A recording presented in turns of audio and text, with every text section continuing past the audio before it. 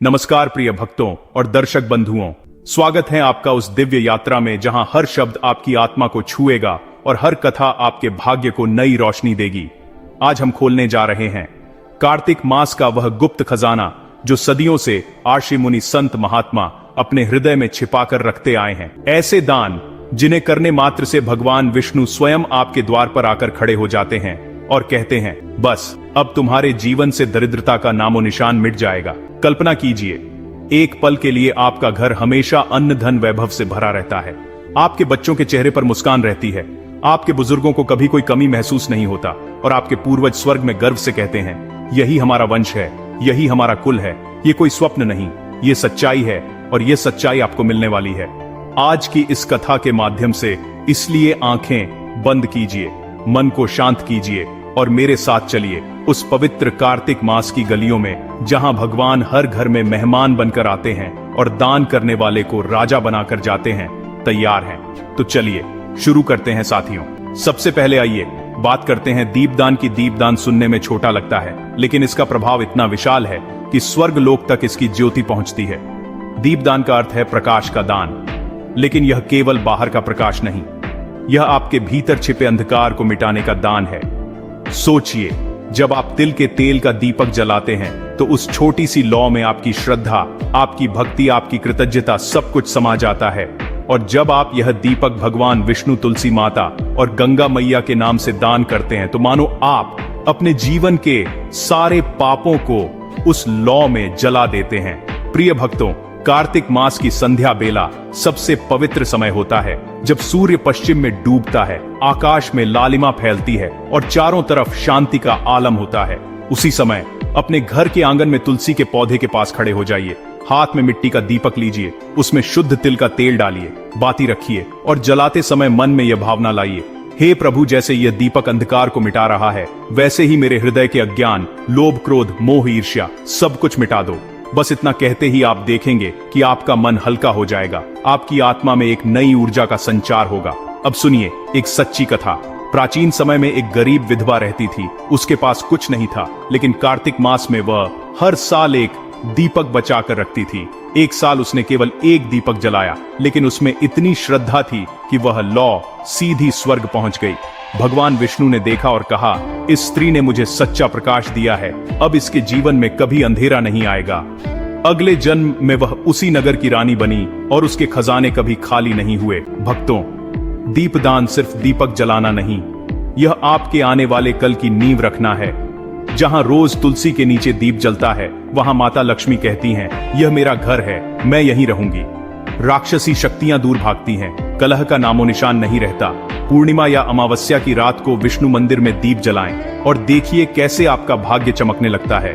कार्तिक के अंतिम दिनों में एक दीप दान करें और देखिए कैसे आपके जीवन का अंधकार हमेशा के लिए मिट जाता है। अब आइए बात करते हैं दूसरे दान की, वस्त्र दान की। प्रिय दर्शकों, कार्तिक मास में ठंड की पहली दस्तक शुरू हो जाती है। सुबह ओस की बूंदें धरती पर गिरती हैं और किसी अमीर के लिए तो यह मोती की तरह चमकती है, लेकिन किसी गरीब के लिए यही ओस कांपती हुई ठंड बन जाती है। सोचिए, एक बुजुर्ग सड़क किनारे कांप रहा है, उसके पास न कपड़ा है न सहारा, और आप अपने घर से एक गर्म चादर लेकर उसे ओढ़ा देते हैं। उसके होठों से निकलता आशीर्वाद सीधा स्वर्ग जाता है और वहां से माता लक्ष्मी आपके घर की ओर चल पड़ती है। शास्त्र कहते हैं, वस्त्रम ददाति सौख्य आयुष चक्रते, यानी वस्त्र दान करने वाले को सुख, लंबी आयु और कीर्ति तीनों मिलते हैं। भगवान विष्णु कहते हैं, जो मेरे किसी रूप को ढकता है, मैं उसे बैकुंठ में जगह देता हूं और हर जीव में भगवान का वास है। एक सच्ची कथा सुनिए। एक ब्राह्मण परिवार बहुत गरीब था। पत्नी ने अपने पति के लिए साल भर ऊनी चादर बचाई, लेकिन कार्तिक में एक साधु आए, ठंड से कांप रहे थे। उसने वह चादर साधु को दे दी। रात में स्वप्न में भगवान आए और बोले, तुमने मुझे ओढ़ाया, अब तुम्हारा घर कभी ठंडा नहीं रहेगा। अगले दिन राजा ने उन्हें धन, सम्मान और अन्न भेजा। भक्तों, वस्त्र दान अहंकार का त्याग है। जब आप नया कपड़ा, शॉल, धोती, साड़ी किसी गरीब, वृद्ध या अनाथ को देते हैं तो आप भगवान को ही दे रहे होते हैं। दान बिना दिखावे के करें, हृदय से करें, मुस्कुराकर करें, क्योंकि जो करुणा से दिया जाता है वही माता लक्ष्मी को स्थायी रूप से घर में बुलाता है। कार्तिक के अंतिम दिनों में एक वस्त्र दान करें और देखिए कैसे आपका वंश समृद्धि की ऊंचाइयों को छूने लगता है।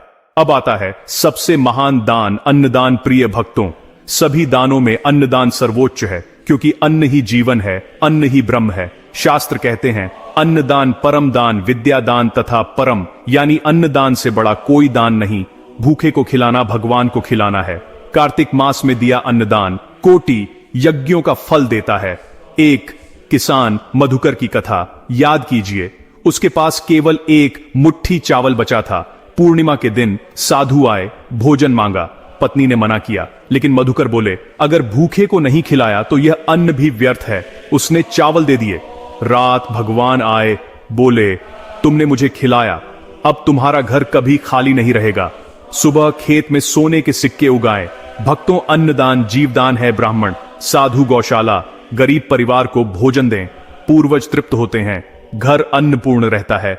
दान प्रेम से करें, अपमान कभी ना करें। घर में पका भोजन गौ माता पक्षी भूखे को दें, क्योंकि जो दूसरों का हिस्सा रखता है उसके घर में कभी कमी नहीं आती।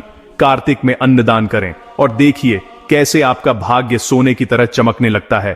प्रिय भक्तों, याद रखिए, दीप से अंधकार मिटता है, वस्त्र से ठंड मिटती है, अन्न से भूख मिटती है और इन तीनों से दरिद्रता मिटती है। कार्तिक समाप्त होने से पहले ये 3 दान अवश्य करें। भगवान विष्णु आपके जीवन में सौभाग्य का दीपक जला देंगे। जय श्री हरि विष्णु। जय कार्तिक मास की जय हो, आपकी समृद्धि की।